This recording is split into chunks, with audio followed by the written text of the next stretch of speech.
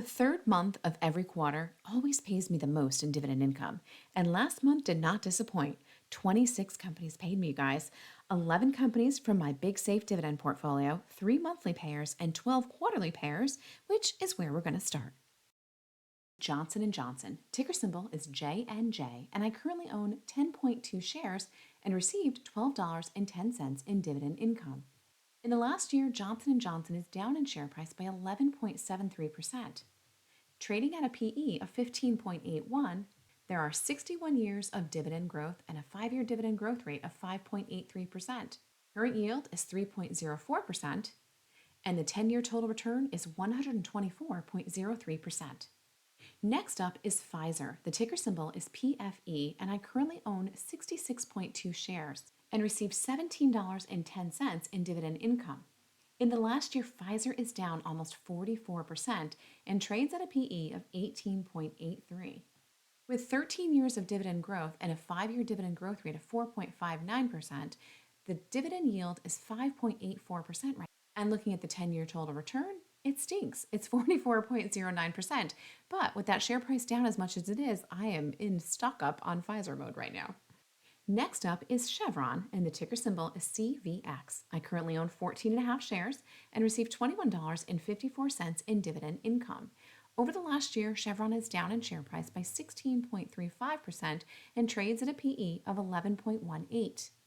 There are 36 years of dividend growth, a 5-year dividend growth rate of 6.16%, and the forward yield is 4.05%. And the 10-year total return for Chevron is half that of the S&P 500 at 82.51%.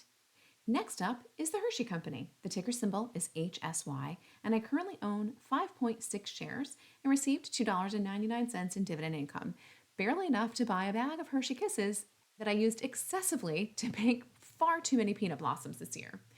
At any rate, Hershey is down in share price by just over 20% in the last year and is trading at a forward PE of 19.57. There are 14 years of dividend growth and a 5-year dividend growth rate of over 10% at 10.09%. The forward yield is 2.56%, and the 10-year total return is 143%. Next up is the Home Depot. Ticker symbol is HD, and I currently own 11.1 shares and received $23.13 in dividend income.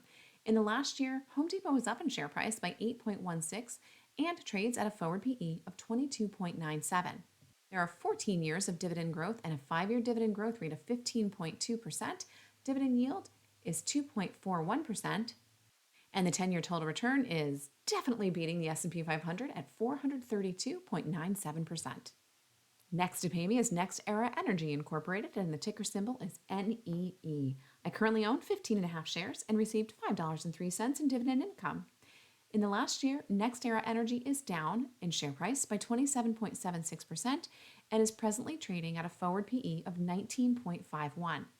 There are 28 years of dividend growth, a 5-year dividend growth rate of 11%, and the forward yield is 3.08%. And in the last 10 years, they are beating the S&P 500 with a total return of 272.32%. The next to pay me was RTX Corporation, formerly Raytheon, and I currently own 17.5 shares and received $10.29 in dividend income. In the last year, RTX is down in share price by 16.14% and trades at a forward PE of 16.81. There are 30 years of dividend growth, 5-year dividend growth rate of 5.39%, and the forward yield is 2.8%. And the 10-year total return is only 50.64%.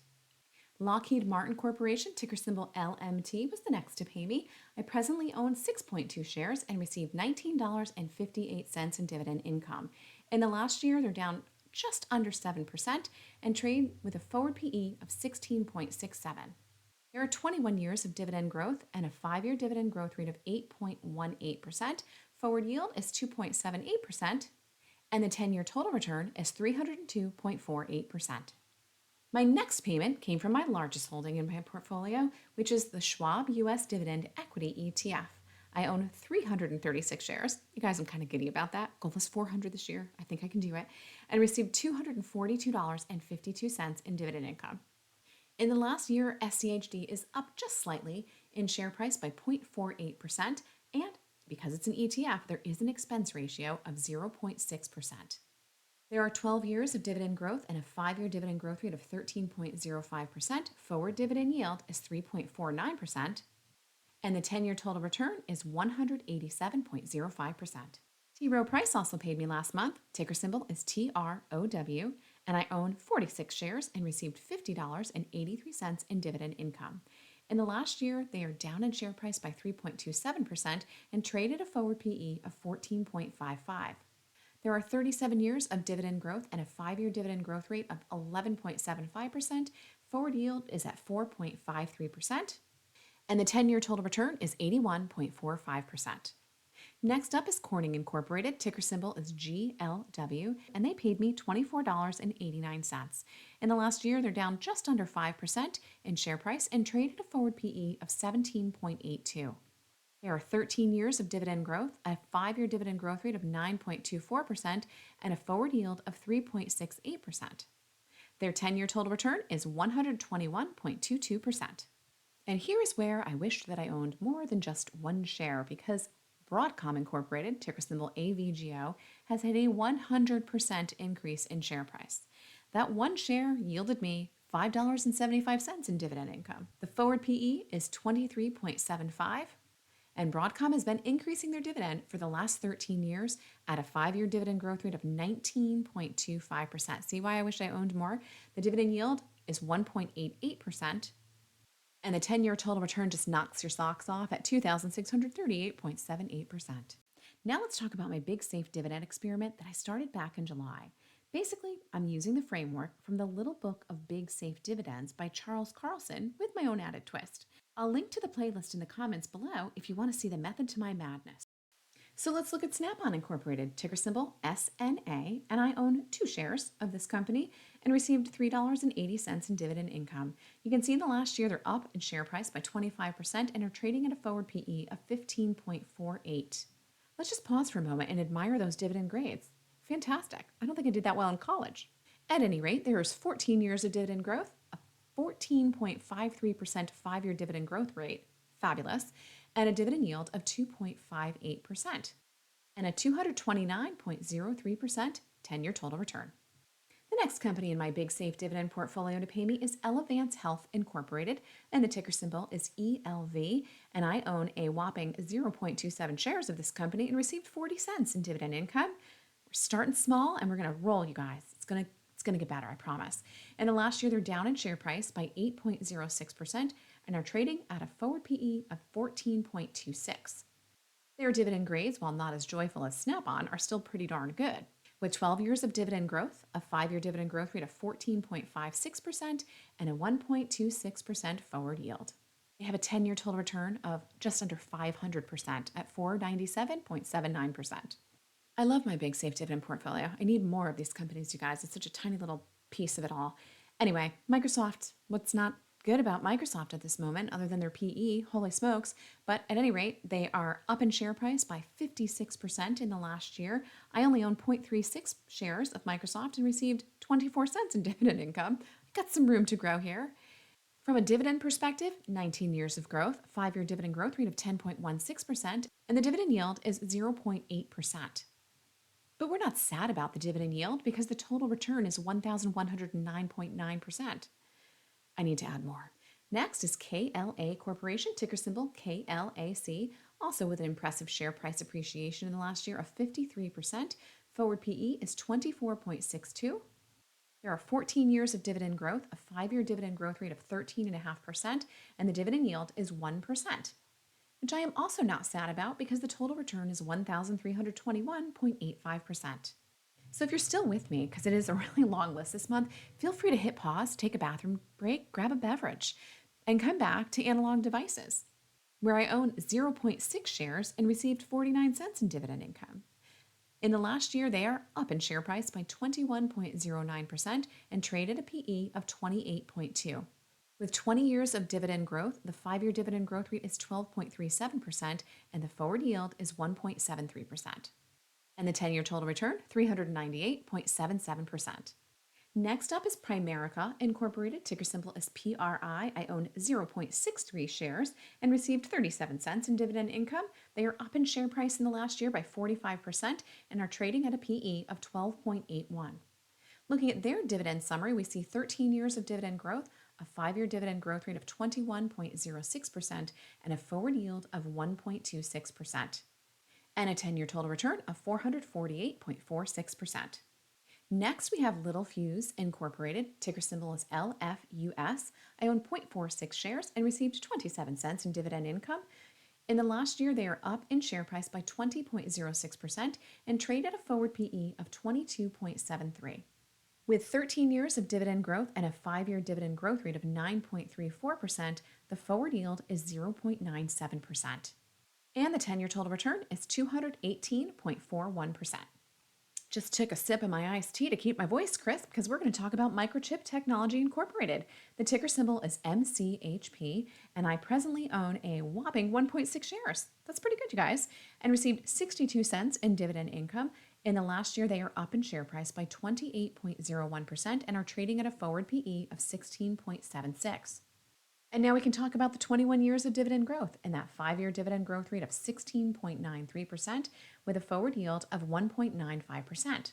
They are also beating the S&P 500 in total return with 395.45% in the last 10 years. Another member of the Big Safe Dividend Portfolio is none other than Visa. Ticker symbol is V, and I currently own 0.43 shares and received 19 cents in dividend income. In the last year, they are up in share price by 25% and are trading at a forward PE of 26.33. 15 years of dividend growth, a 5-year dividend growth rate of 16.27%, and the forward yield is 0.8%, with a total return of 404.97%. Reliance Steel and Aluminum Company, ticker symbol is RS. I own 0.41 shares and received 35 cents in dividend income. In the last year, they are up in share price by just under 38% and are trading at a forward PE of 12.87. In terms of their dividend summary, we have 13 years of dividend growth, a 5-year dividend growth rate of 14.87%, and a dividend yield of 1.43%, with a 10-year total return of 359.39%. Who's going shopping with me at Kroger? Ticker symbol is KR, and I own 2.5 shares right now and received 58 cents in dividend income. In the last year, they're up just a little bit in share price by 2.44% and trade at a forward PE of 10.03. I feel like those grades are more in line with my own when I was in college. At any rate, there are 16 years of dividend growth, a 5-year dividend growth rate of 15.72%, and a forward yield of 2.54. Beating the S&P 500 in the last 10 years for total return at 180.92%. Which brings me to the monthly pairs in my portfolio, and here I land on Main Street Capital. Ticker symbol is MAIN, and this has been an absolute champion for me this year. Not only have I received monthly dividend, but this year there were 4 special dividends, 1 per quarter. So if you want to learn more about business development companies and specifically Main Street Capital, I'll link to a recent video I did in the comments. I currently own 131 shares of Main Street Capital and received $30.86 in dividend income, then received an additional $36.30 for the special dividend. Isn't that amazing? Anyway, that brings me to $67.16 in total for the month. They are up in share price in the last year by 19.31% with a forward PE of 10.62. There are 2 years of dividend growth with a 5-year dividend growth rate of 3.65% and a forward yield of 6.66%, which makes me slightly uncomfortable. Moving on to the 10-year total return, we see that Main Street Capital is also topping that of the S&P 500 at 177.25%. Brings us to Realty Income Corporation, ticker symbol is O, and I own, what do I own, you guys? I own 145 shares and received $37.89 in dividend income. In the last year, they're down in share price, which has definitely presented a buying opportunity for those of us who continue to add this to our portfolios, and trade at a price to funds from operations of 13.97.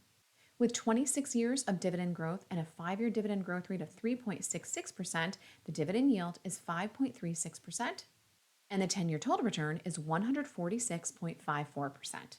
I also received a dividend payment from the JP Morgan Equity Premium Income ETF, or JEPI. They are up in share price just ever so slightly by 0.46%, have an expense ratio of 0.35%. They are a monthly payer, and the trailing 12 months yield is 8.4%.